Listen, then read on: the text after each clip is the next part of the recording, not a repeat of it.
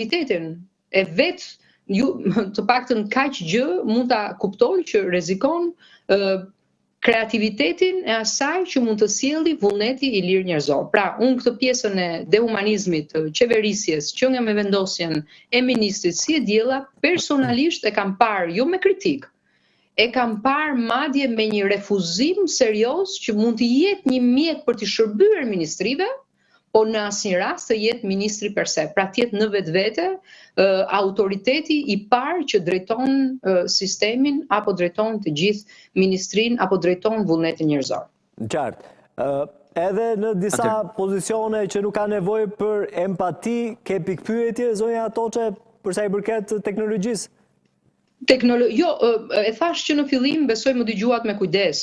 Personalisht mendoj që gjithmonë janë luftuar risitë e inteligjencës artificiale, në këtë rast risitë e teknologjisë. Nuk jam nga ato persona që i refuzoj, përkundrazi, i mirëpres që të ketë inovacione të tilla dhe sa mirë që i shërbejnë njerëzimit, i shërbejnë në sisteme pra për të ofruar shërbime specifike që kërkojnë një përllogaritje e cila mund bëhet dhe publike, që është mjaft e mirë për të shmangur çdo lloj abuzimi dhe të shërbejë si në kohë, si në vendimarrje, po në asnjë rast të mund të shërbejë drejtimit të vullnetit human. Këtë gjë do ta refuzoja. Qartë. Besmir, por më tepër shmanget seriozisht ligjit, prandaj dhe KQZ-ja dhe prandaj dhe ligji nuk e parashikon. Dhe lloj të vazhdoj kështu. Besmir, pavarësisht se na thuhet do të parandalojmë korrupsionin edhe ndikimin tek ministrja Djellza konkretisht tek këto krijesa me inteligjencë artificiale, pra pikpyetjet janë dha për manipulimin e tyre. Jo, nuk janë thjesht pikpyetje, janë fakt. Zonja Denada ka shumë të drejtë. Inteligjenca artificiale gabon. Rasti i funit, marrim shembullin e Australisë ku Deloitte, një ndër kompanitë më të fuqishme të auditimit, u gjobit sepse gjatë auditimit me inteligjencë artificiale kishte gabuar në disa miliarda dollar. Pra, inteligjenca artificiale gabon. Inteligjenca artificiale mund të jetë bias dhe një anshme në momentin që ushqehet me dhëna jo të sakta. Duke bazuar në ato që tha dhe zonja Denada, ky është ndryshimi që ne kërkojmë dhe propozimi jon ose kandidimi jon nuk është thjesht për të bërë pjesë e zgjedhjeve, është për të dhënë një shembull si duhet të jetë. Nuk mund të kemi inteligjencë artificiale pa miqësi njerëzore. Pra, inteligjenca artificiale në asnjë moment nuk mundet dhe nuk do duhet të zëvendësojë njeriu. Prandaj, një inteligjencë artificiale me kod të hapur, ku çdo qytetar mund të kontribuojë, ku çdo qytetar mund të kontrollojë, ku çdo qytetar mund të sugjerojë, do ishte e drejtë. Pra, në momentin që ne flasim për robot që funksionojnë në fshehtësi dhe asnjë nga ne nuk e din si funksionon, ju garantoj që abuzimi do jetë më i madh, thjesht mënyrat për të kapur këtë abuzim do jenë më të vogla dhe do jetë më vështirë. Pra, një ndër arsyet kryesore të kësaj iniciative është kjo, për t'ju treguar dhe qytetarëve që teknologjia është dobishme, por duhet të bëhet në mënyrë transparente, në mënyrë që të jetë në funksion dhe në rritjen e mirëqenies tonë. Nëse teknologjia përdoret për të ndihmuar XY institucion, në mënyrë që kur të kemi problemi faji të lihet teknologjisë, unë jam kundra kësaj teknologjie. Dhe kjo ka qenë, thash që në fillim, një ndër arsyet kryesore. Ne e dinim që në fillim që është e pamundur ta kandidosh. Pra, nuk është në thelb kandidimi i Tiranës për kryetarët bashkisë. Është vendosja një standardi se si duhet të përdorë dhe si duhet të funksionojë inteligjenca artificiale. Dhe për të treguar dy standardin aktual në Shqipëri. Pra, ne kemi një president i cili dekreton një ministre, nga ana tjetër, të gjithë juristat të cilët ne kemi kontaktuar, të gjitha telefonatët që ne kemi pasur, nuk mundet të kandidoj për kryetare bashkiet. E tha shumë bukur dhe zonja, ministri na u caktua do marr vendime për ne, kurse nëse do nxjerrim një kandidat nga inteligjenca artificiale, të paktën do i lihej në dorë qytetarëve nëse do donin të kishin një drejtim të tillë apo jo. Do ishte të kënaqur me një drejtim të tillë apo jo. Dhe asnjëherë askush nuk mund të fshihet pas teknologjisë dhe pas inteligjencës artificiale. Gjithmonë përgjegjësia duhet dhe besoj do ngel njerëzore. Pra, ato që do e furnizojnë, nëse unë si Besmir do furnizoj agentin me të dhënat e gabuara, të cilat do shtryjnë drejt korrupsionit, drejt diktaturës, drejt vendimeve të gabuara, nuk është faji i teknologjisë, është faji i besmirit. Pra është besmiri i cili duhet të shkojë pranë organeve kompetente, është besmiri i cili duhet të marrë dënimin, duhet të dënohet. Qartë. Meqense e hape këtë temë dhe hoqë paralele me diellën, doja të pyesja Besmir. Tani e dim që përgjegjës për diellën është kryeministri Rama apo jo? Pozicioni i saj. Me këtë rast e zëvendësojmë dhe kryeministrin me inteligjencë artificiale, nëse legjitimohet ministri, jo? Në këtë sens, prandaj nuk më bën kuptim. Unë nuk e kam zgjedhur me vullnet, më fal Besmir, të mora fjalën. Unë nuk e kam zgjedhur me vullnet këtë ministër. Unë nuk kam votuar për një ministër virtual. Unë nuk mund të pranoj dot asnjë lloj transparence, vërtetësie nga një gojë e cila nuk flet në emrin tim. Është totalisht e manipuluar nga një sistem i caktuar dhe me interesa të caktuara. Nëse është kështu, hajde zëvendësojmë dhe kryeministrin me inteligjencën artificiale. E sfidoj kryeministrin në këtë rast. Ky do jetë projekti i dytë. Ky do jetë projekti i dytë, do nxjerrim një kryeministër dhe do ftojmë zotin Rama në debat me avatarin që ne do përgatisim për të gjitha çështjet dhe problematikat që ka Shqipëria sot. A nuk do duhet dekada kohë për ta trajnuar Besmir apo? Jo, nuk ka nevojë, nuk besoj edhe diella nuk është trajnuar. Diella aktualisht bazohet në ky është problemi që po thonte edhe zonja Toçe, duhet të ketë një lloj empatie edhe për sa i përket ngjarjeve tranzicionit shqiptar. Po kjo është në një empati të madhe nga politikanët shqiptarë.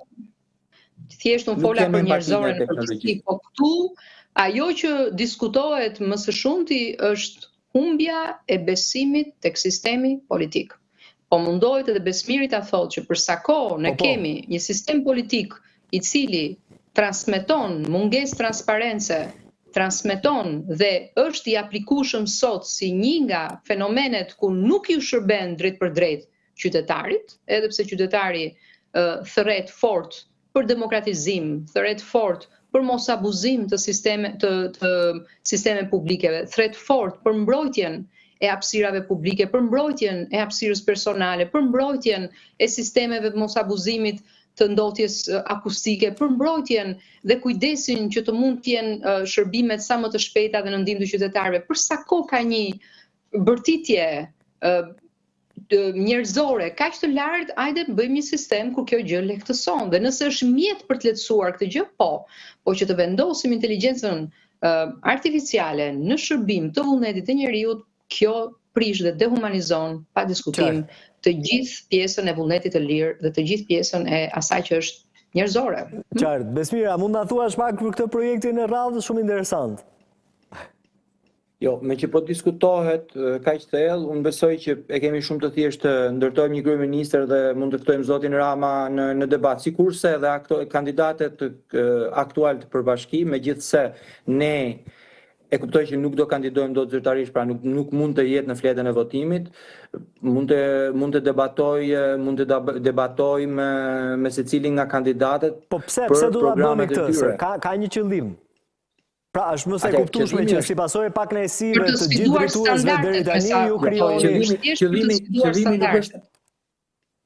Qëllimi nuk është te pakënaqësia, qëllimi është vendosja e standardeve. Pra kush do jetë standardi dhe kush duhet të jetë standardi i përdorimit të teknologjisë në vendimmarrje. E para është transparenca, e dyta është kontrolli njerëzor. Pra nuk mund t'i largohemi përgjegjësisë dhe më kryesorja është baza ligjore. Pra ne kemi një ministre e cila nuk bazohet as në kushtetut, as në ligj, as në akte nën ligjore. Pra, një farë mënyrë u bëjmë lajm ndërkombëtar, sikurse është shumë e thjeshtë të bësh lajm ndërkombëtar. Problemi është kush do jetë rezultati ose kush do jetë rezultati i kësaj gjëre. Unë po pres me padyrim ta dim se si do funksionojnë diella, ku do i marr promtet, si do trajnohet diella. Ndërkohë ne jemi të gatshëm të tregojmë si do trajnojmë Tiranën, nga do i marrë informacionet, kush është kodi, çdo qytetar mund ta shikojë kodin, çdo qytetar mund të bashkëbisedojë me të në kohë reale. Aktualisht do kisha shumë dëshirë të bashkëbisedoja me diellën dhe ta pyesja se kush janë mënyrat ose si po funksionon aktualisht dhe si po i përmirëson prokurimet publike. Plus kemi një handicap, kemi një gjë shumë çuditshme në Shqipëri.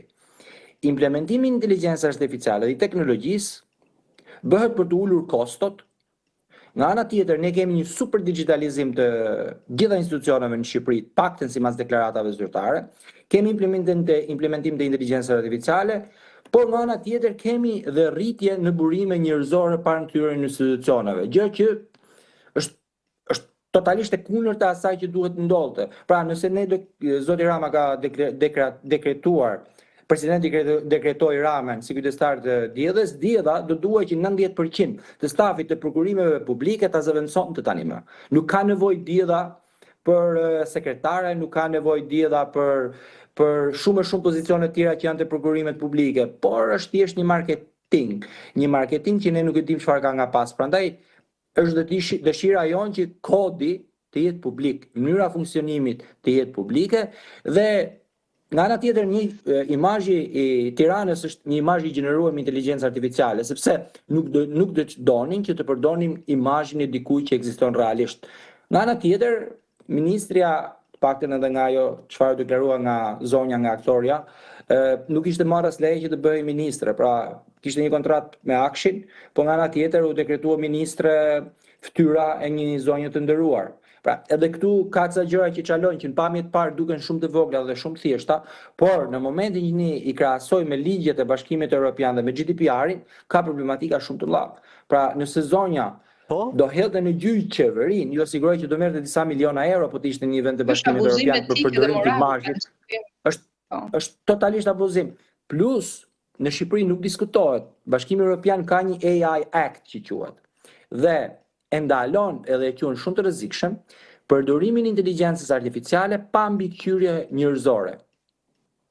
Dhe në Shqipëri nuk e dim çfarë po ndodh. Besoj tani jam i qartë kush ishte ideja e Imja e Tomit dhe Denises për të sjellë një kandidat të tillë. Ne duam që të vendosim standarde. Pra, të gjitha standardet aktualisht janë shkel, që nga mos pranimi i kandidimit, ndërkohë që është pranuar një ministre, deri tek mosbërja publike e teknologjisë që po përdoret dhe e kodit në mënyrë që qytetarët të jenë të qetë dhe të besojnë kësaj teknologjie. E pra, kjo është pyetje shumë e madhe, që ha shumë debata, a mundi besojnë qytetarët teknologjisë apo jo. Zonja Toxhe, për ta mbyllur bashkë. Po. Pra, këto krijesa, siç e tha Besmiri, me standarde që ndoshta do t'i bëjnë edhe oponentës kryeministrit apo Tirana, ka besueshmëri, mund të besohet nga shqiptarët, nga shoqëria jonë që ka shumë pikë pyetje apo jo?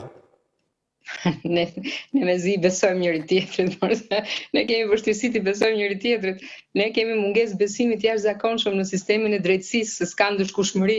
Ne kemi kjo është tregues i qartë që në momentin që ti luan dhe manipulon opinionin publik dhe besimin publik me një ministre virtuale, tregon qartazi mos besimin e qytetarëve dhe manipulimin